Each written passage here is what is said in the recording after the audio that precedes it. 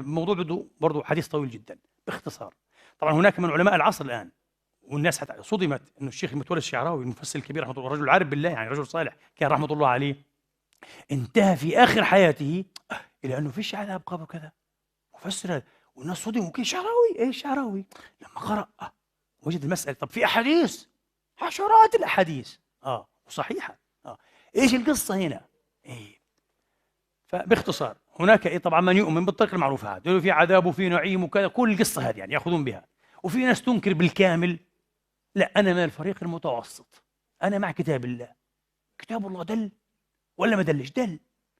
دلالة مش قطعية تماما يعني، لكن إيه، أرجحية على إنه الإنسان حين تقبض نفسه، نفسه مشروع زي ما قلنا، تقبض نفسه ويموت، لا ينعدم بالطريقة الإيه الفيزيائية أو الفلسفية، إنه خلاص دخل طور عدم أبدا.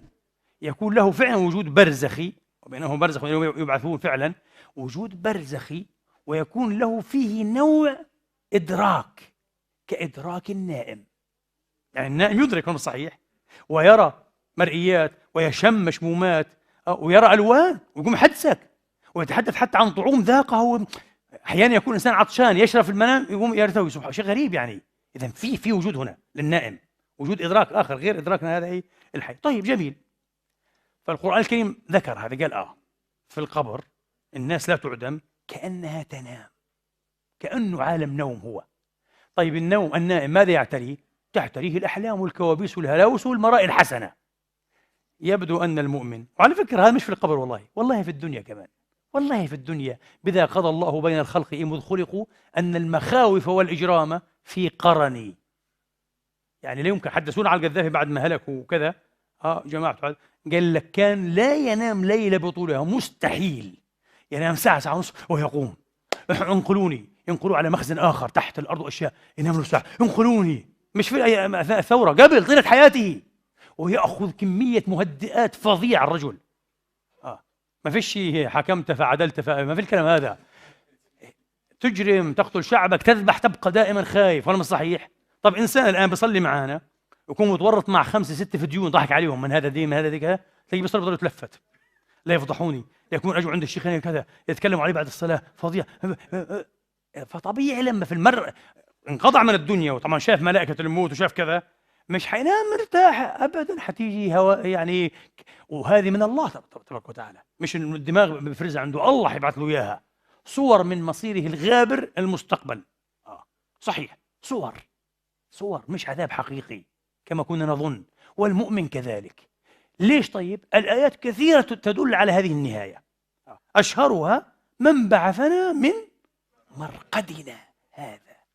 لماذا عبروا بالرقود؟ إذن هم لما قاموا لم يروا أنهم كانوا معدمين أو موتى بالمعنى العدمي، وبعدين من أحيانا الآن، لا، من بعثنا من مرقدنا. كيف؟ لماذا عبروا عن هذه الفترة البرزخية بالرقود؟ لأن الكوابيس والأحلام كانت تنتابهم. هذا هو. فقال لك احنا كنا نايمين، هو شيء أشبه بالنوم. القرآن الكريم عاد في عشرات الآيات قاطع أن الحساب يوم الحساب. قبر ما في حساب. شو الحساب؟ حساب قالوا ومش عارف وعلى الغيبة والنميمة وعلى التنزه من بوله أضرب مستحيل. لا، حساب ما في. الحساب يبدأ يوم القيامة، وتوفية الحساب هنا. قصة طويلة لكن هذه ملخص رأيي فيها.